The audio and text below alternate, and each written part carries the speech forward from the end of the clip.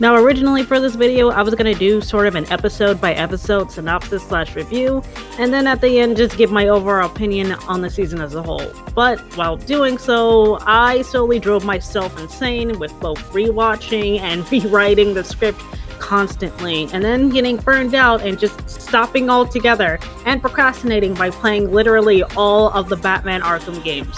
So now what I'm gonna do, because that's too much and I tolerate myself enough not to put my brain through something so mentally draining, so instead I'm just gonna do my best to describe how both seasons presented themselves during their original run and see if I can guess the reception of viewers at the time. Now, before I get into all that, I just want to share some fun facts that I found out about the creation of the show in its early days, and it's kind of an incredible story. I also found it on like an old fandom forum page from like 2017, so I don't know how accurate the information is, but based on the sources I found, they seem like legit interviews and behind the scenes facts, so we're just gonna take it at face value because I literally would have no idea to find this out unless I communicated with the people who worked on it, and I don't feel like ruining their day. Now, like I said before, Jeff Good was the original creator of the show and also was the one who pitched it to Disney, and he worked on a lot of the test line art and audio tests. But when it came to the actual pilot, which is not online anywhere like the original one, he did not work on it.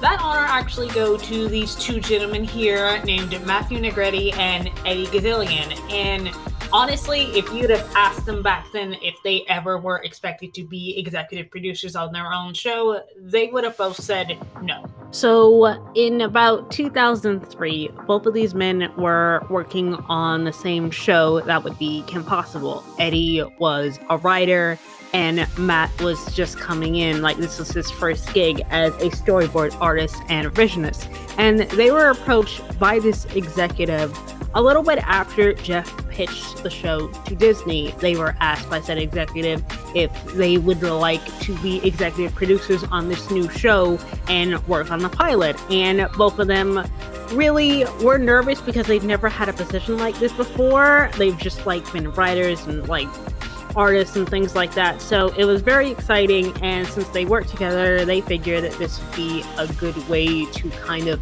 build up their resume so they can have a much more diverse portfolio for the future. So they both said, yeah, sure, we're working on it. So they set up a meeting with this executive and then go in to watch sort of the test footage that Jeff has worked on and has recorded with some people so they can just get like a good feel of the show and what they have to work with. And when they see this, they absolutely hate it, and I quote, this is from Eddie, was the worst thing he has ever seen, and there is no way to make a show out of it. Like, the story was really boring, it had no sense of like magic or anything, the writing was terrible, it was just awful. And I wish back then the internet was as advanced as it is now, because you better believe that somebody who was there at that meeting would have leaked it on Twitter or something and said, hey, look at this show we're working on. It's absolute garbage. But sadly, this was like in 2004, and whatever the reel was, like, who knows? It could have been boring to them, but exciting to everybody else. But when you go to work on something and someone brings you in and asks you to see if you can improve on it, and your first thought is, this is awful, it probably is. That's going to be a universal thought to everybody else who sees it, especially children. So like after they watch the whole thing, they come to sort of an agreement with each other that they have to tell like the executive at the network, like, we have to scrap this whole thing and start over because like we can see what Jeff is trying to do, but it's not good, and we have to change everything. And the executive says, all right, fine, you can do that. We want to make this show work, but you have to do one thing. And the one thing she asks is that they keep this incredibly long and uncomfortable fart joke in.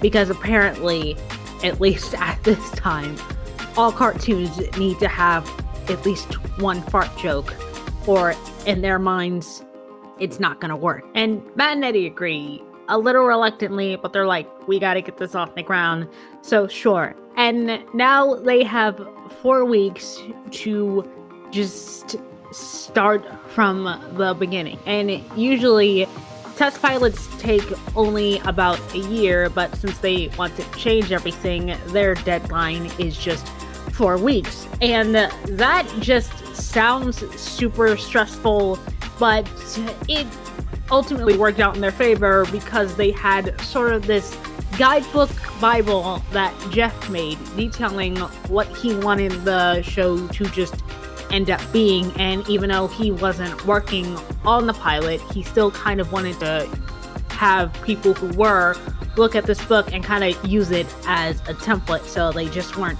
ultimately left in the dark and have to change like the entire concept of the show. And all of ended that up working sounds out, absolutely insane, and I have no idea how they managed to finally cobble together something that actually is a functioning show out of it, but they did. And in January of 2005, specifically the 21st, that's my birthday, the first episode of American Dragon Jake Long aired on Disney Channel. I already did the easy part in describing the plot and all the important characters in part 1, but if you don't remember or didn't watch part 1, I suggest you stop watching this one, go watch part 1, and then come back so you understand some of the talking points I have.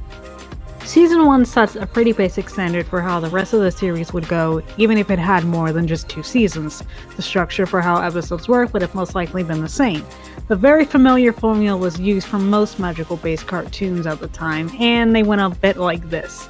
Jake is either having a very normal day as an ordinary kid, and then something magical happens, and he has to deal with it, all while maintaining the illusion of being an average 13-year-old kid, or Jake is doing some magical guardian stuff that ends up interfering with said illusion, but only comes close to breaking it, but never shattering the fragile persona Jake has struggled to make for himself.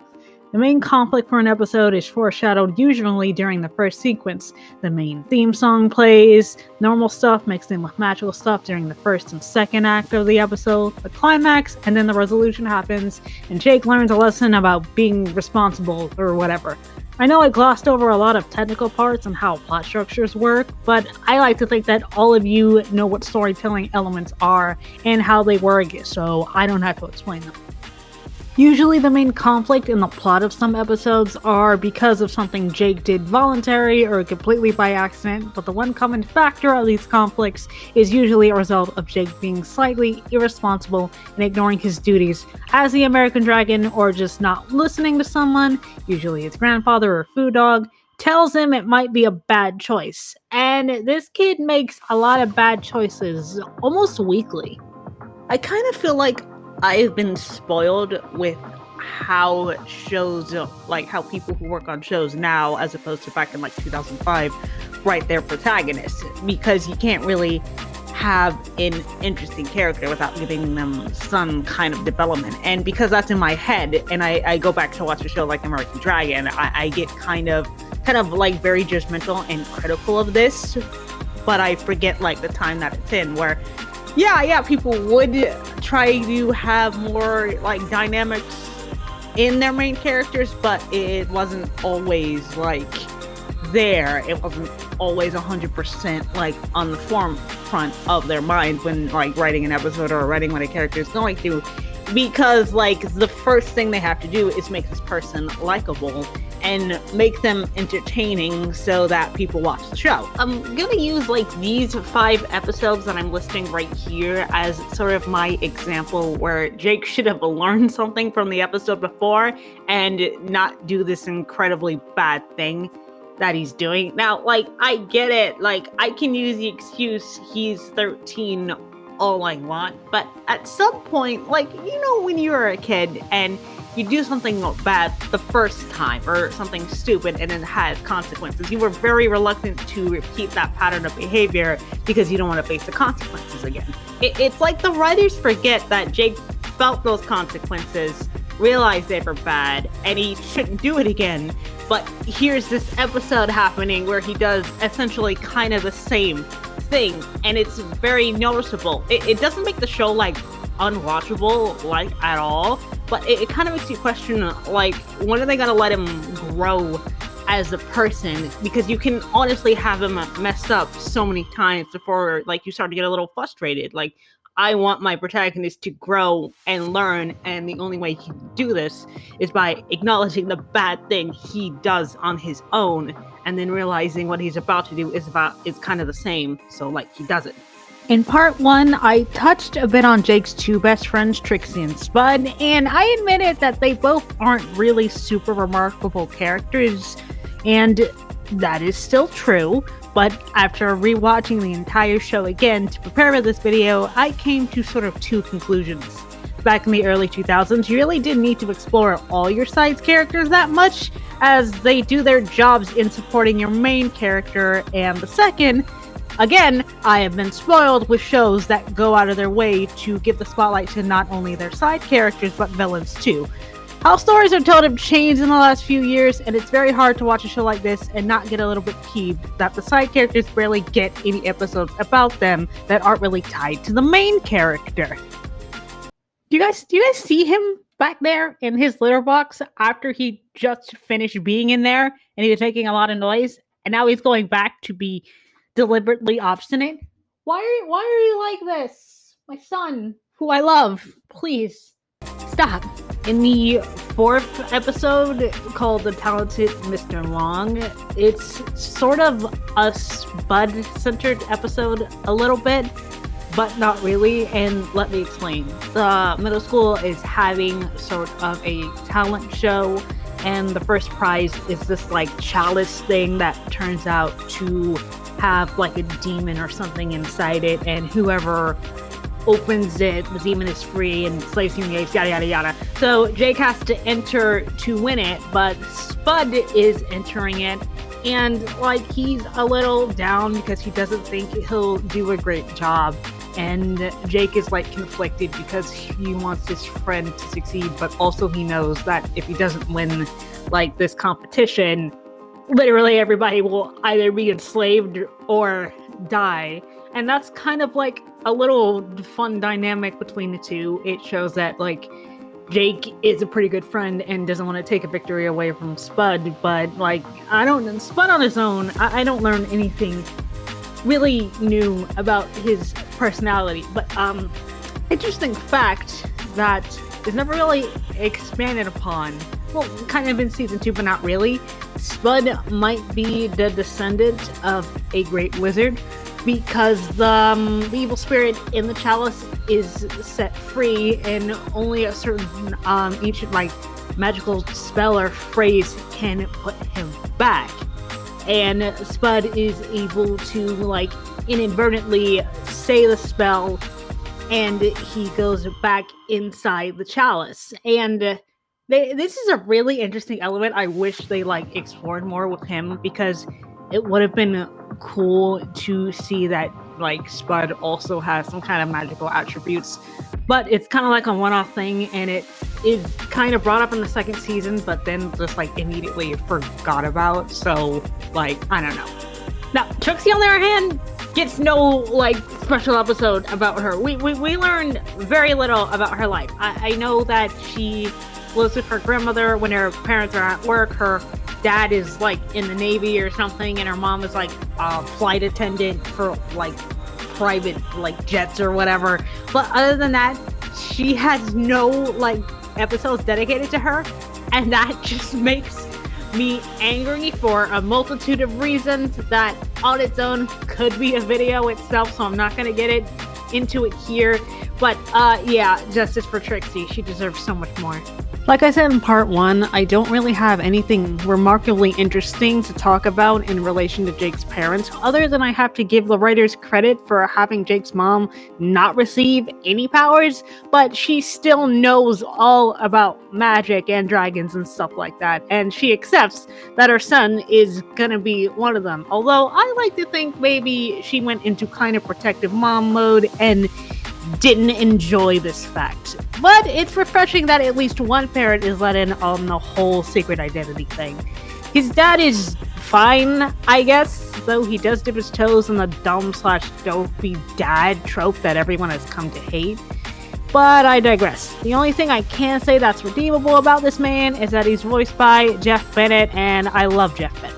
Now, the all-time best reoccurring plot point in season 1 is the revelation that Jake's love interest is also part of a cult that wants to commit mass genocide. Although, and I think it's just my preferences for shows to have kind of a reoccurring mystery with certain characters that keeps the viewer guessing on what the truth actually is, they should have played with her secret a little longer just to keep people guessing. Because in episode 1, it's revealed very early that Rose is the Hunts girl.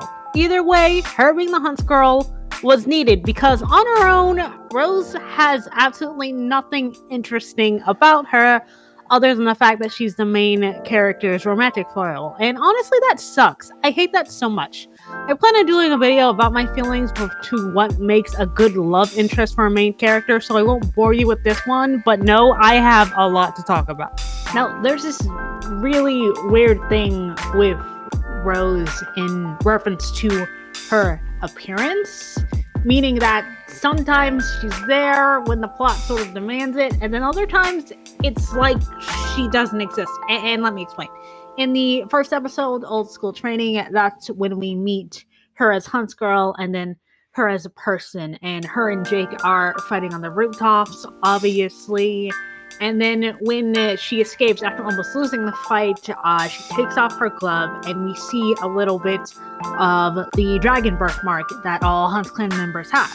And then later on in the episode, near the end, Jake meets her as just Rose, and the same tattoo shows up on her hand. And obviously, she sounds like the Hunt's girl because it's both Mae Whitman. So I don't know, maybe that's just me. Like maybe Jake has vocal blindness or whatever. And like that's a great way to introduce her, but then she just disappears.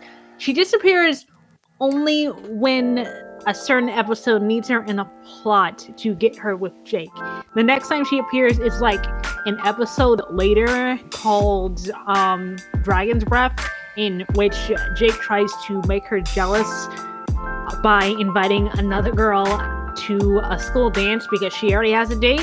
And then she disappears again for a couple episodes until this next one called Act 4, Scene 15, where the school is putting on Antony and Cleopatra play, and Rose is playing Cleopatra for some reason, and then Jake wants a part of Antony because they kiss. And I really like this episode because it kind of introduces like the very complicated relationship these two could possibly have, because it's confirmed like a few episodes later that she actually does kind of have this little crush on Jake, which, you know, is great for him if she told him, but she's also the Hunt's girl, and from what I could tell from this episode, she's not allowed to have personal relationships with anybody at school. It's just a front so that she can continue to be a hunter in secret or whatever. It's not really explained, but yeah, she's there and it's a good episode. And then she just disappears again until episode 15, Ski Trip, where Jake finally learns the truth about her. Now, this episode, while it's good, I don't think it should work. Only because we, as the audience, already know that she's Hunt's girl. And then basically at this point, you're just yelling at Jake like, that's Rose. Rose is the Hunt's girl. Why can't you see this?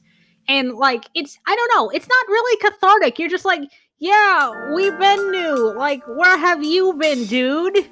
And then what I think is implied is that after learning her secret, he just ghosts her. He just completely just stops talking to her at school because Ski Trip is episode 15, right?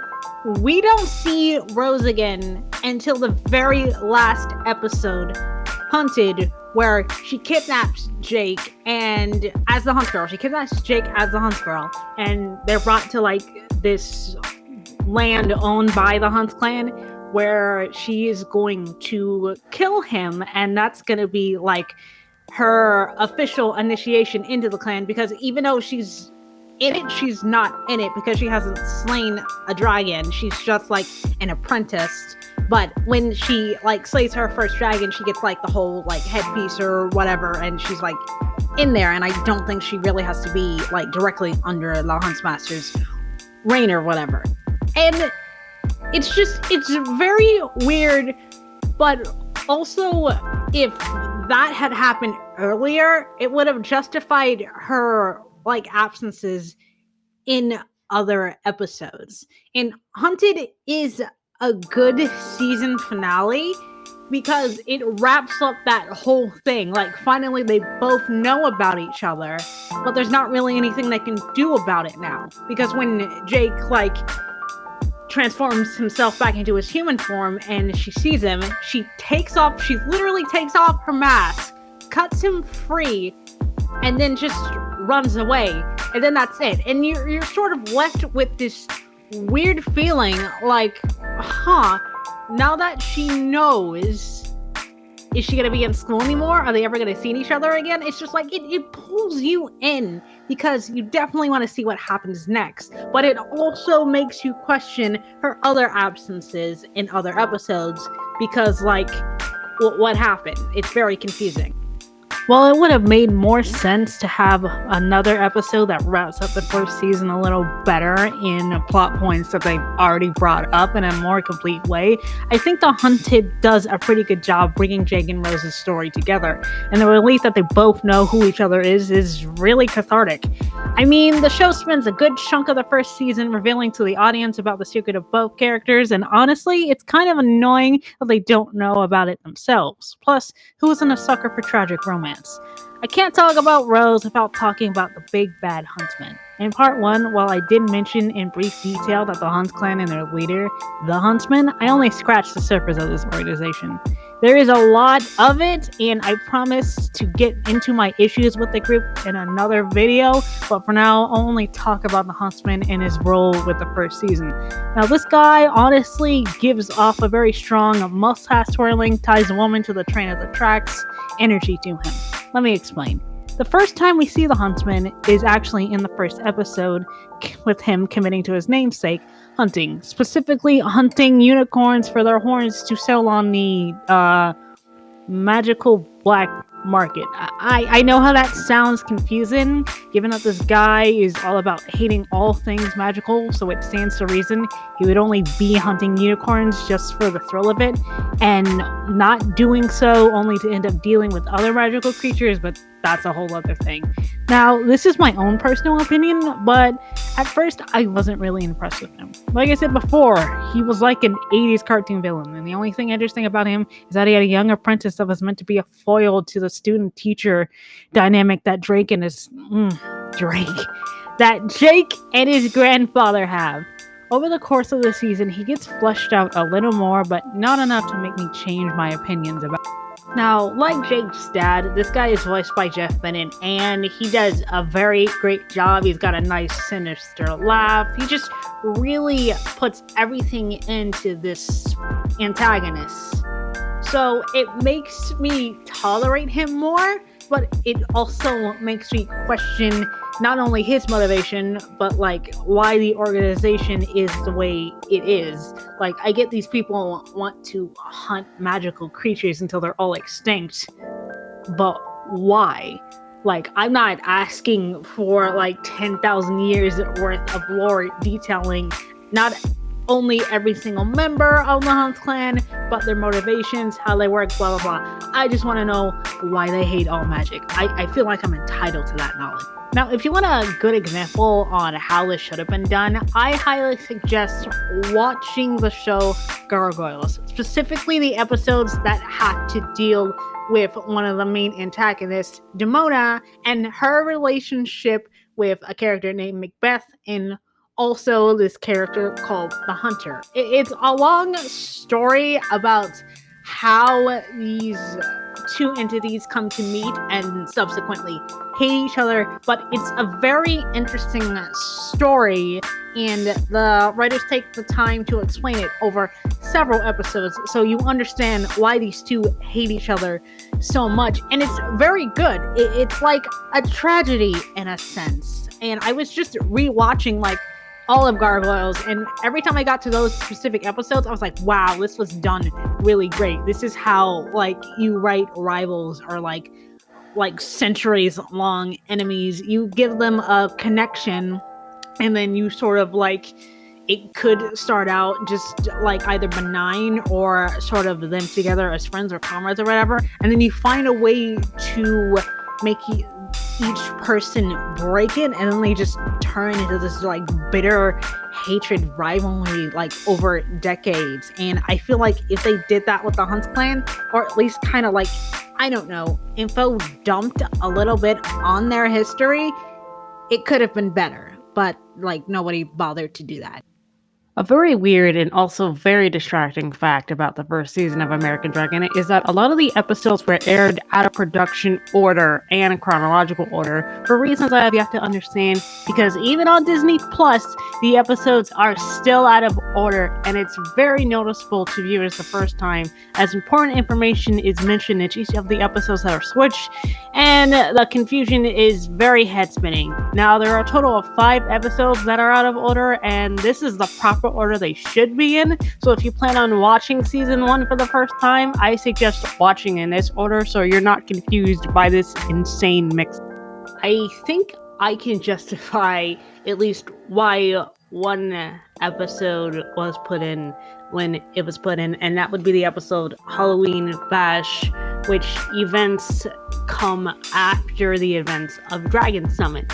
And the reason I say that is because Halloween Bash is obviously a Halloween-themed episode, and what Disney used to do, a lot of networks used to do it, I don't know if they still do it, like during a certain holiday season, they would mostly air new episodes of certain shows that were Halloween-based. So even if the episode was in the correct production order, Disney would say, no, we're gonna air it around this time because it kind of fits into the theme we're doing.